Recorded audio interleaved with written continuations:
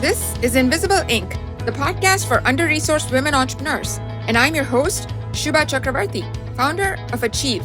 Join me as I talk to women entrepreneurs about the nuts and bolts of their journeys and to experts who will give you insights that are hard to find anywhere else. Let's jump in. Who are the smartest experts in the innovation system most founders don't even know exist? Why is it fatal to your startup to talk about your big scientific breakthrough too soon? How can you as a founder get the best of both worlds and bring your research to market for great outcomes? In this episode, Laleh Shayesteh, Director of Intellectual Property and Administration in the Office of Technology Licensing at UC Berkeley, talks about how university-based science and technology founders can proactively protect their valuable research, successfully bring their discoveries to market, maximize the return on their work while still leveraging deep resource networks, and much more. Now, here's Laleh.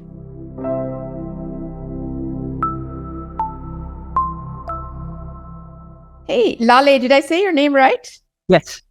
It's wonderful to have you here today. Thank you so much for being on Invisible Inc. Of course. Thank you so much for having me. I appreciate it. You had a pretty exciting career. You have a PhD in biophysics. You also have a JD. It's a unique and very impressive background. So you have a role that very few entrepreneurs even know exists. What exactly is tech transfer?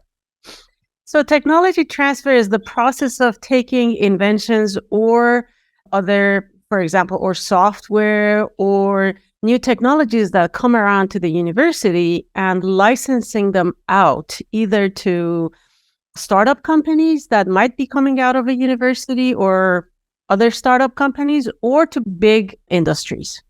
So how did you get into tech transfer and what motivated you to take this job?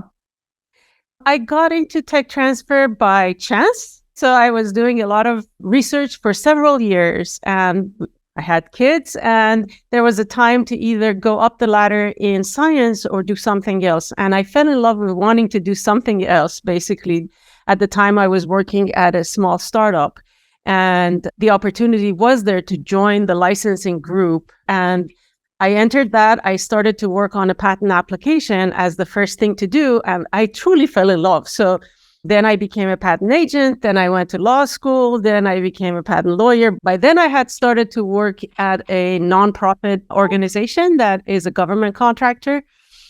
And then several years after that, I thought, I really want to go back to the university because the university was the one that gave me opportunities, right? Education and everything. And I think it is a role where people who have experience in both science and also in licensing or agreement activities can really, really make a difference. So I really wanted to get back into university and I was very fortunate that Berkeley took me in. That's fantastic. So which are the parts that you have the most fun with, and are there parts that are not so fun or a little bit more challenging? As far as I'm concerned, every part is fun. So every challenge is an opportunity to do something different, to be more creative. So when people have challenges, I don't see them as bad things. I see them as opportunities to become more creative, to help whoever has been reaching or whoever has been reaching out or having probably an issue, right? How to creatively create better agreements that both parties are going to be happy with, how to creatively make better patent applications. And so I don't see anything as a challenge, really. I do enjoy working with people and trying to figure things out. That's great. Is there, like in your career, you work with many companies, many technologies, many patents. Is there one that stands out just because it was so special or so fun or so impactful? I always say that I take any achievement, any agreements in stride and in little pieces because then keeps everybody humble. And that includes all the agreements that we have done.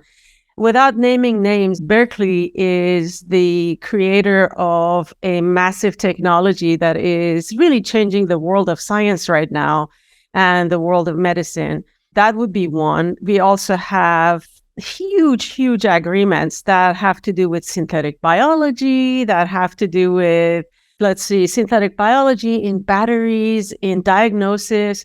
So if I name a name and my inventors hear it and then other inventors did not hear it, then that would be the challenge. I don't want to go there. I know, and I don't want you to go there. We want you to be happy and safe and well compliant within whatever requirements you're required to stick within.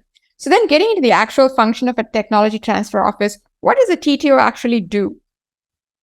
What we do in our office basically is we take in invention disclosures, we take in software disclosures, and then we work on them. So a software disclosure is an easy one because by the moment we receive the software or the software is created, it's already copyrighted in the name of the creators. But then when invention disclosures come along, we contact the inventors, we talk with them, we see where the technology is, how it's doing, when they are going to be publishing it. And as a university, we are a publish or perish, just like all other universities. So the threshold to filing a first application is almost zero. So we always file the very first application very quickly. After that, then we start to put out a non-confidential disclosure of the technology on our website. And from there, then we try to license out the technology. A lot of times, the professors, the students, the postdocs already know that they want to make a startup. And so they approach us, or they have connections with other entities, with other companies already. And they bring the companies to us to do a license agreement. And so we also do license agreements, and we take the invention or the technology from cradle to grave, literally. And we also deal with any intellectual property related provisions in different types of agreements that come into university. Got it. So how does a TTO get organized typically? Who staffs them? Can you talk a little bit about that? So different TTOs are very different. Our TTO basically is staffed in a two-sister office form. Our sister office is called the IAO. So it's the office that brings in money from big companies. They negotiate agreements, sponsor research agreements from big companies. So we deal with the IP parts, provisions of those agreements, our office. Now, our office deals with, let's say, inventions have been created no matter from where, from government funds or from actually the sponsor funds, right? So what we do is then we deal with the inventions and we then try to license them out. So both our sister office and our office bring in money to the university through different mechanisms. The way we are staffed, our office is staffed, is there is 4 of me in the office. We deal with taking in invention disclosures, licensing technologies, everything that I spoke about. And then we have staff members in our front office who help to take in the disclosures and also file everything away for us, help us with signing of agreements, be the second sets of eyes that we have. It sounds like clearly the good part is that you're a revenue generating center. So that's great. And to some extent, it makes monitoring or measuring performance easy. But outside of the revenue aspects, are there other metrics that you use to see how you're doing as a TTO? So our job in general, right? One is to make money, to bring in revenue into the university. But at the same time, it is to help other units, right? It is to help other units. It is to help the inventors. It is to help everyone else with any intellectual property related questions that they have. But the ultimate measure of performance at the end of the day would be, let's create agreements. Let's have agreements that will bring in money for the university. And I've had a couple of short conversations with TTOs at other universities, and it seems to me like there are multiple different approaches that different universities take in terms of how the TTO is organized and what the philosophy is. Can you please comment on what some of those approaches are and why a university might take one approach or a philosophy versus another? Sure. So many TTOs completely divide up what we do. So for example, in our office, like I said, we do everything from cradle to grave, and one person will be responsible for that one technology from cradle to grave. Some of the things we don't do is, for example, in our office, we don't look to see if something is really patentable or really commercializable before we want to file on it. Other TTOs take a very different approach. They actually do look to see if something is patentable. When we are when we have a time pressure, I don't think that's probably the wisest thing to do. But for the specific TTO, that would be excellent. Some staff members only do prosecution. Some staff members only do, let me see how this technology is doing. And some Other staff members only do licensing activities. So they only do licensing. That's a divided part, but if it works for the TTO, more power to them. And in our TTO, for a massive institution like Berkeley, we only have 4 people, like I said, who do this job. And for all the years, for the past 12 years or so, the number of startups that we start is only second to Stanford. Nobody else has as many startups as Berkeley has, and we only have 4 members. That's it. So we're particularly proud of that. Of course, we're also pressured and we're looking for staff members, but who isn't? Isn't, yes. That's really impressive to hear. Coming to the point of the view of the entrepreneur or the researcher, right? So a researcher, an inventor, scientist, typically at what point would they encounter the TTO and what triggers that first contact?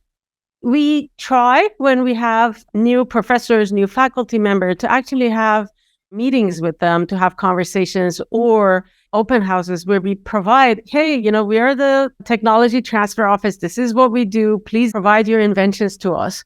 Because a lot of staff members don't know very much about inventions, invention disclosures, all of these. But the first thing that triggers normally is, number one, because I get to answer a lot of those questions, actually. Number one is somebody says, I'm about to provide this talk or do this publication, and I think there might be something important in here. What do I do next? Or they say, a startup has come to me, or somebody is interested in my technologies or with the work that I do. What do I do next? But most of the time, the first trigger of encounter that we have with our inventors or with the staff members in general, with the employees, is through an invention disclosure. For those of us who don't know, what is an invention disclosure? So an invention under U.S. patent law is something that is novel, like nobody else has done it before. It's non-obvious. So if you put the pieces together, nobody has put the pieces together like you have done before, and it is useful. So for example, just to throw out an example, you cannot create a new mouse to just feed it to a lion. The mouse needs to be good, for example, for medical purposes, so you can do research on them. And it needs to be described to somebody like yourself in a way that helps them to understand exactly like you understood it. So if they pick up your invention and go to the lab, they will be able to recreate it. That's called an invention. So an invention disclosure is an act. It's a document that the inventors, those who conceived the original invention, they put together this document. All offices basically have invention disclosure forms where the inventor, and we always ask them, please go there, please go there, please file the disclosure form. Very simple form, what's your name? What did you think of? What is it? Where did the money come from? Because we have obligations to a lot of entities. Like if the government paid for it, the government gets rights. So where did your money come from? And tell us a little bit about what this is. And did you publish it already? Did you talk about it with anyone? And or are you planning to talk about it with anyone or publish it? If you're about to publish it, do you have a document that you're about to publish, like a pre-publication draft? And we ask all of those, and they basically provide those documents to us, and we go from there. It sounds like it's important that you establish the university's rights to it before it becomes public knowledge. Because I remember I was talking to a VC in life sciences, and one of her pieces of advice to entrepreneurs was she said, please don't go out there and publish it before you make sure that you protected your IP in this. So any employee of the university, employees are those who get paid by the university. So that would include somebody like me, or also professors and PhD students or postdocs. So undergrads don't have to give there because they pay their own way. Their IP belongs to themselves. But the day we enter into the university, we've signed this agreement that says all my IP will belong to the university. So that has already been established. But if we want to protect the rights to any piece, we will need the disclosure. If we don't get the disclosure, and if we cannot file on it actually in a timely manner, yes, the moment a publication happens, the rights are lost throughout the world, and the rest of the world. In the US, we still have 1 year to claim rights. But nowadays, for any inventions, it's the first person who gets to the patent office. So if within that year, somebody else goes to the patent office and files, UC may not want to go after them because it's an extremely costly process. Go after them to say, oh, yep, it was mine and you stole it. Not worth it. Yeah.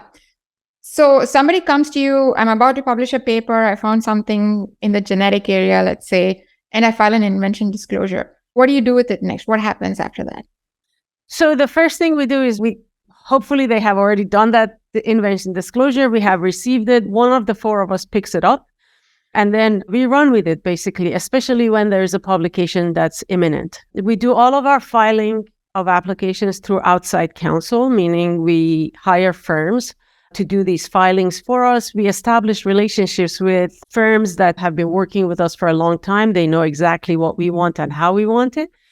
And since I already have, for example, for me, since I already was a patent agent and then a patent attorney before I came in, I know exactly what I want, in these patent applications. So once they draft the application, I will review, the inventors have to review, and then we file the application. And that's when you've established the rights, right? So you've protected it so that nobody else can come in and claim precedence over you for that specific invention or property. And then we say, okay, go ahead and publish. So now they've published, then what happens to that IP? Can you walk us through maybe a generalized example of 2 or 3 different paths to generating or monetizing that IP that you would typically go through with any of these disclosures?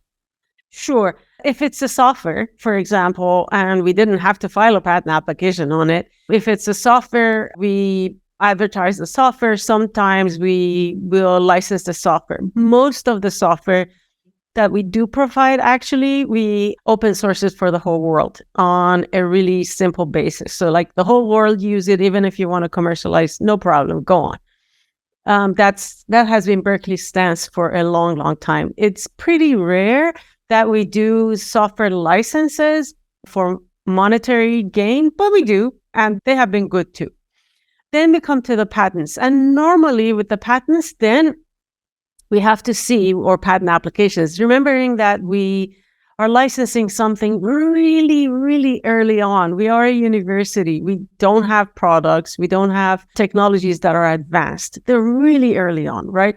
So if it's a startup, we enter into simple agreements with a startup. And normally the first agreement we enter into are agreements that say, okay, startup or company, you can work on this technology in-house just by yourselves. You cannot sell it. You cannot advertise it to anyone else, but work on it in-house. And if it works in your hands, come back and then we will talk license, because you, company, need to figure out what it is you want to do with it and how you are going to commercialize it too.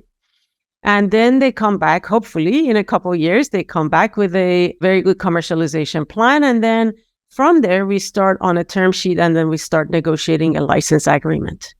So there's a time when you know that there's a potential property, as you said, it might be early on, something of value. And then there's a time when they need to go build it, flesh it out, figure out what it's going to look like. Does the university provide any support? As an entrepreneur, should I be looking to the university for support? And if so, how do I, as an entrepreneur, make sure that I'm putting this to the best use? Because that's good for me, that's good for the university, and it's good for the world.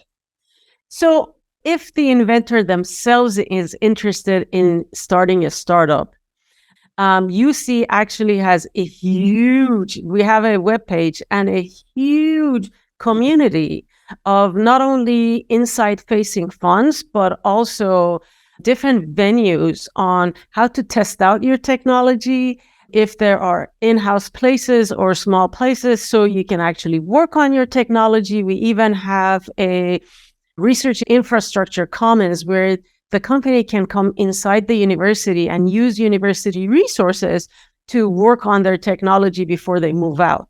So university provides the resources. Our office cannot be on both sides of the table, right? We push out the technology, but we also provide the resources. We tell them, these are all the resources you can go to. And we have a very, very rich vault of resources that any entrepreneur who is interested in starting a startup out of a university can go, can take courses, can take different classes, different venues, talk with others to get their startup up and running.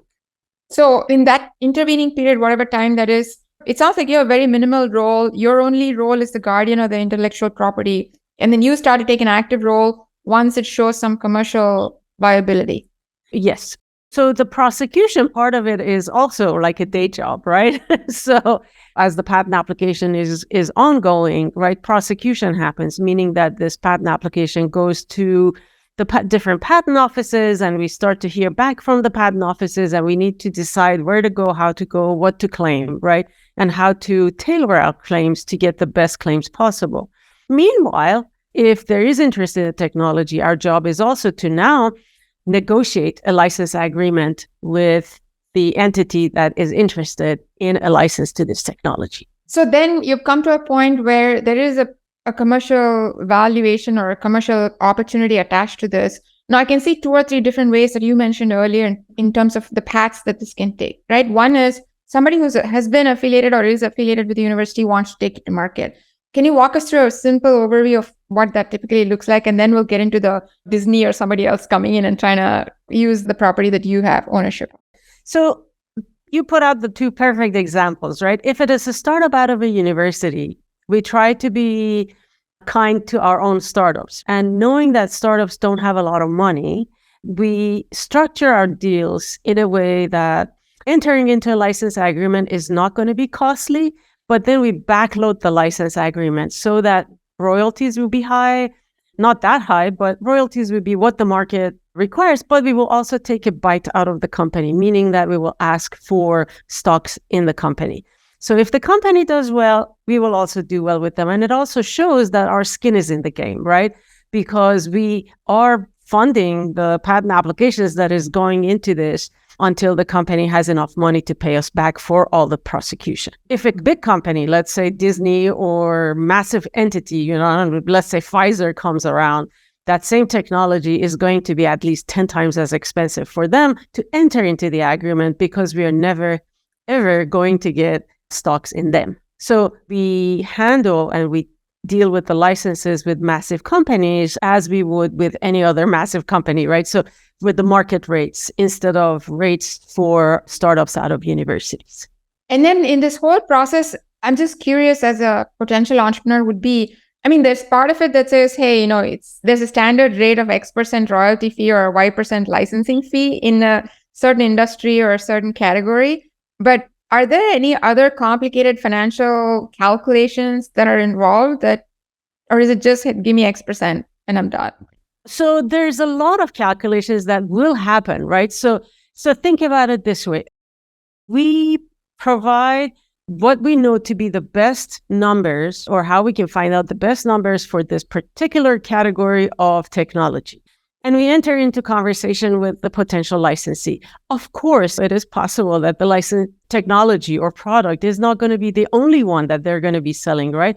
Maybe we are providing one piece of the whole puzzle. So now we have to discuss with them, how will we deal with the royalties in this case? Or if you want to sub-license this technology, or if you have to get a license to somebody else's technology, in addition to ours, how do we deal with those royalties? How do we deal with those numbers? So we have to be creative, and both sides have to be creative and also a little bit flexible on how we negotiate these numbers to get to the best numbers possible so that the licensee is happy and we will bring in money for the university as well. Got it. And this is where I imagine what you talked earlier about having to be creative and having to come up with different... Oh, yeah. It's all going to come into the picture. That's exactly when the rubber hits the road, literally. And just looking back on your time, either at Berkeley or before that, are there aspects of this whole deal or arrangement that require you to be more creative than not? And if so, can you just talk about generally what dimensions of the deal would require that level of creativity? So really all dimensions of the deal, because aside from all the verbiage, right, a deal is a bunch of numbers. So if you pressure one number down, you have to be able to increase the number, somewhere else in that agreement. Or if you're completely eliminating the number, let's say a startup is coming to me that literally has no money, but they're interested in the license agreement. And so maybe I won't take money for the first couple of years, but then we will take money. So all of them can be interesting, and all of them need to be numbers variations that we work out with the potential licensee So they will walk off happy. They will be able to bring their technology to the marketplace, and we will also be happy and able to support them in their quest. Got it. So I assume that in this process, do you have to deal with a lot of what I'll call financial scenario analysis or very heavy calculations to understand what some potential outcomes might be, or is it not that complicated? It's not that complicated. We have floors, right? So if somebody says that I'm going to be mixing your technology with 30 different technologies, I'm not going to go down to 1/30th, right? This university is not going to go down to 1/30th. We will put a floor. We just need to be reasonable with each other. At the end of the day, the numbers work themselves out. We really don't want to pressure them or us into complicated calculations. Ultimately, a bunch of numbers that we are both going to be happy with, and which turn out to be sort of the same as we started, except with some variations. Yeah. So all of this means that, let's say, like every day or every month, some new technology is going out and now it's starting to earn money. So does your office also have some kind of an accounting back office? Like how do I as an entrepreneur stay in touch with the technology transfer office? What is a typical tenure? And during that tenure, how do I make sure that the numbers are working out and the cash is flowing and everything is clean? So we do have one finance person and compliance person in our office. So the license agreement takes care of a lot of those issues, because one of the things that we absolutely want from the licensee, remember I said that commercialization plan. And the reason for that is we are an entity that is funded by federal government, state government, and taxpayers, such as yourself and me. We expect the university to do the best with the technologies that come out of the university. So when a licensee comes along, they provide a diligence plan that gets them to the commercialization. That diligence plan will be in the license agreement, and we will keep their feet to the fire on those diligence timelines and plans. So before they commercialize, they tell me, for example, I'm going to go into the beta mode. I'm going to be doing marketing plans. I'm going to hire 3 C-suite individuals. Then I'm going to do this, that, and some year down the line, I'm going to be commercializing it. If it's a biological or potential possible compound, then it's going to go first phase, second phase, third phase, and then FDA approval, and then commercialization, right? So we keep their feet to the fire, and some milestones may come along as well. Once they commercialize, then on a quarterly basis, they have to tell us what they have done, how much they have made, and then provide us the royalties. UC is special because there is 10 campuses altogether, and all of us, all 10 campuses, work with what I like to call the mothership. That's Office of the President, and Office of the President handles all the financials for all the universities. So when we want to either invoice the entity or they need to give us royalty money, it all goes through the main accounting system, which is fine. When they're non-compliant, that's when our finance director goes after them and makes sure that what's going on, where are you with your payments? And we deal with it that way. So it's a 2-layer finances, but we deal with it all together and very well. Fantastic. This is fascinating. I had no idea about the level of complexity. So thank you for laying it out. So it's almost as if the diligence plan, if you think about it, right, and how you're monitoring it from the TTO, you're almost like a mini VC firm, because it's like a VC firm is sitting there. The founder is committed to all these milestones. And it sounds like it's almost exactly the same thing that you're doing, because you're watching over the value of the investments you've made and your future cash flow that's coming out of. Of course, but the VC's motivation and our motivation are different, right? The VC's motivation is, I want to make money. Our motivation is, we need to make sure that the licensee is not putting our technology on the shelf while they are developing a competing technology that's going to do better for them. That's why we want the diligence plans. That's my job. If it brings money, hey, that's fantastic. But we need to make sure that our technologies are seeing the best light of day for as many people as we possibly can. It's really fascinating. So then let's say that you have this portfolio of patents, you have all of these intellectual property rights, broadly speaking, right? So you've got this big portfolio, especially for a university of your size. How do you manage this portfolio? It's a portfolio of assets, right? So what approach do you take to manage these? And especially when it comes to, like, let's say a single entrepreneur like me, I've licensed something from you. There's always risk to the property. You can take an approach of what's my theory of patents, right? Do I want to scare off other people? Do I want to go trolling? Like, what's the value of the patent? So what is your approach to that? And how do you make decisions as to how to protect, how much money to spend, and how you'll work with the entrepreneur in case of threats to the IP? Okay. So as a university, our job is, I always come back to the fact that as a university, our job is research and education, not gambling money. Our threshold becomes higher and higher each time we want to move forward with the filing. So the very first filing that we do is almost a no-brainer. We always do the first filing easily. The second one, we start to go, should we really do the next filing or not? Dear professor, how is this technology coming along, right? What are you doing? Because we haven't received commercial interest. The third stage is when the application becomes really expensive. And by then, if we haven't had any commercial interest, chances of moving forward for our office to pay for patent costs is pretty low. It's pretty low unless the professors are absolutely committed and the work is coming along, but it is a technology that honestly takes a very long time to come to fruition. But if we have a licensee and we're moving together and we want to enforce the patent, which is your question, enforcements only happen if the licensee is an exclusive licensee. So they have all the rights to the technology and they are sitting in our shoes. Because they're sitting in our shoes, we allow them. We say, okay, you think somebody is walking all over our technology? Prove it to me. They have to prove. They can't just say, I think they're doing this and we're going to go after them. They have to do their due diligence 100% and completely. If they have done their due diligence, if they have been good, and if we agree, then they can go ahead and sue. UC always reserves the right to join or to not join. And if we absolutely get dragged in, then they're going to have to pay for us too. But most of the time, if the licensee has been good, if they're paying, if the technology is good, and if somebody is literally walking over the rights, then we will likely join. But, those are. So then let's say I take something, some life sciences thing, I'm going along, I'm doing this stuff, and then suddenly a new application or some adjacent discovery or area of opportunity shows up as I am the licensee. So somebody says, hey, have you thought about applying it in this area? Or have you thought about that? And a new line opens up. So then what happens? Do I come back to you and say, hey, I figured this out. Will you help me, for example, file a patent in a different classification? I'm not an expert. I'm just making this up. So how do future opportunities and future applications play into it? And what role do you play?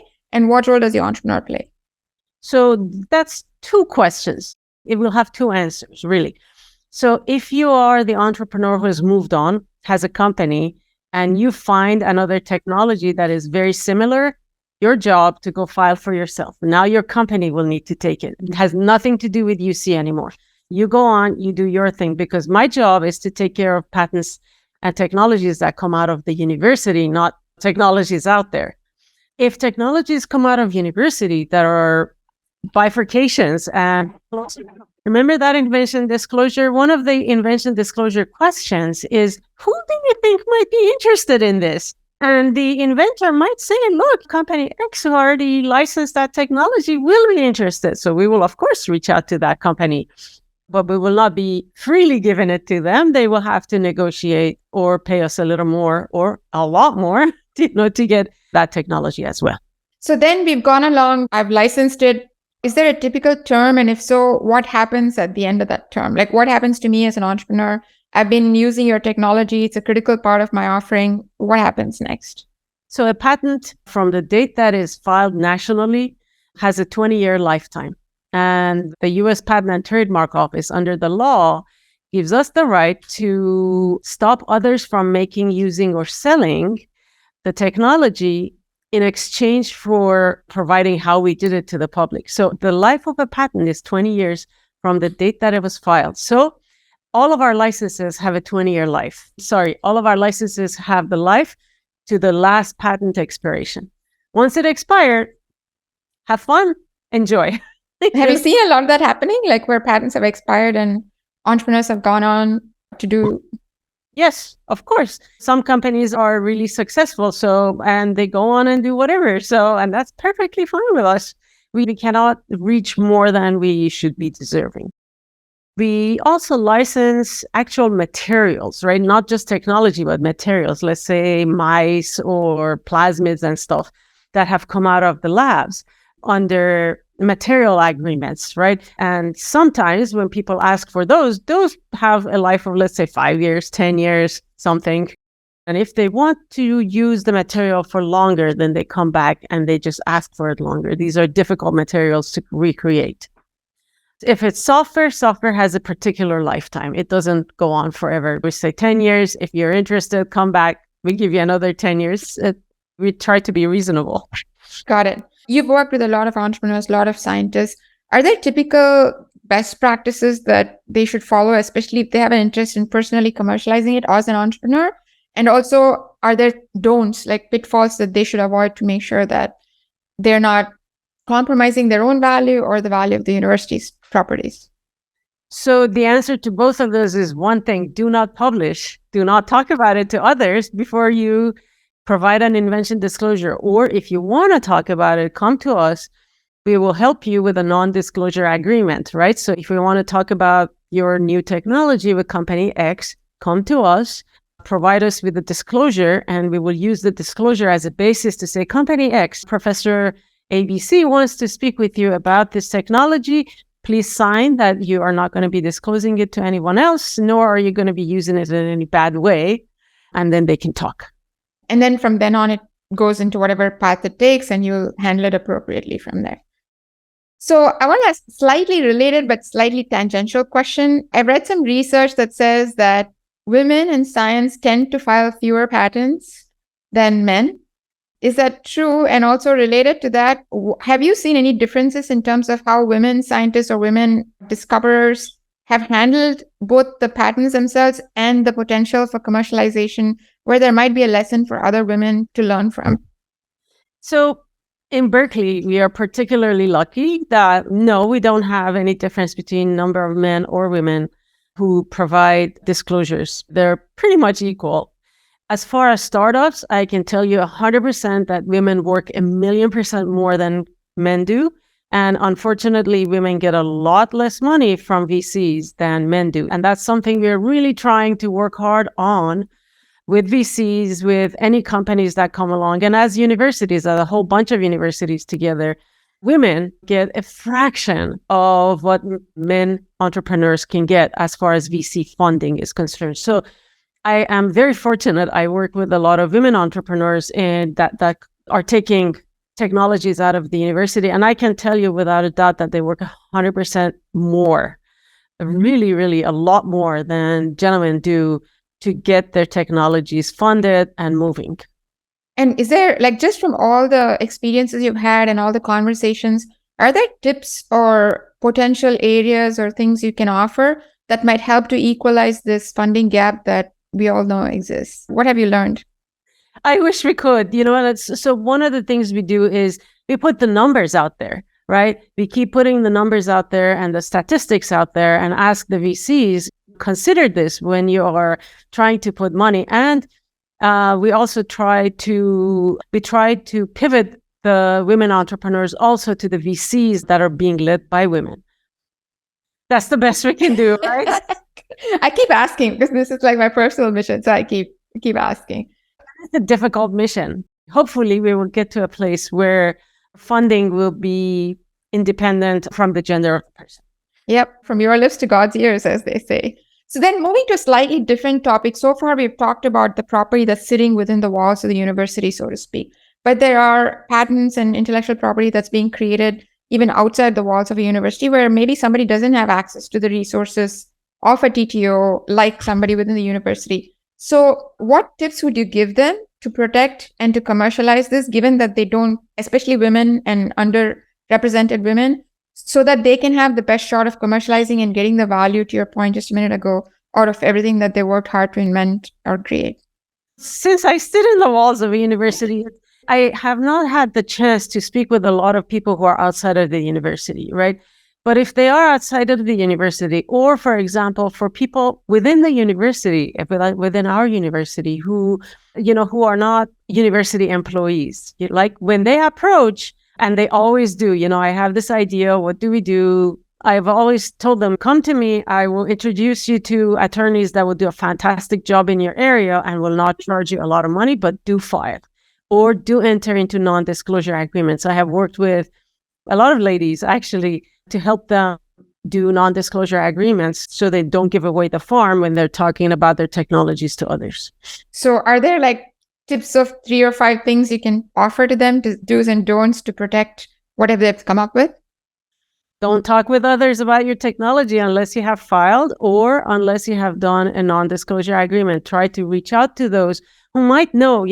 People from outside university don't always ask university people. What if they do? I'm always happy to answer, right? Questions and or guide them to who to go to. The government also offers a lot of programs, right? So small business grants that the government provides for people to move their technology along if they can. Got it. This has been incredibly informative. So is there anything I should have asked you, but I didn't, that would help any woman out there who has a scientific invention to get it out in the market? No, you haven't. But the answer to that would be try to connect with other women like yourselves who are willing to help out and get help. Basically, just connect with them, get help. If you ask, there is so much help out there that you will be able to utilize. Awesome.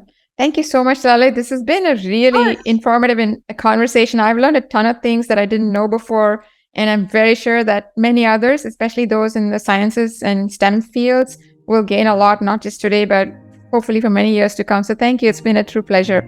Of course. And same here. Thank you so much for this opportunity. Take care.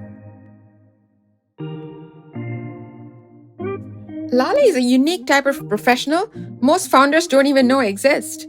So the entire conversation was full of interesting information to me. That said, a few insights really stood out.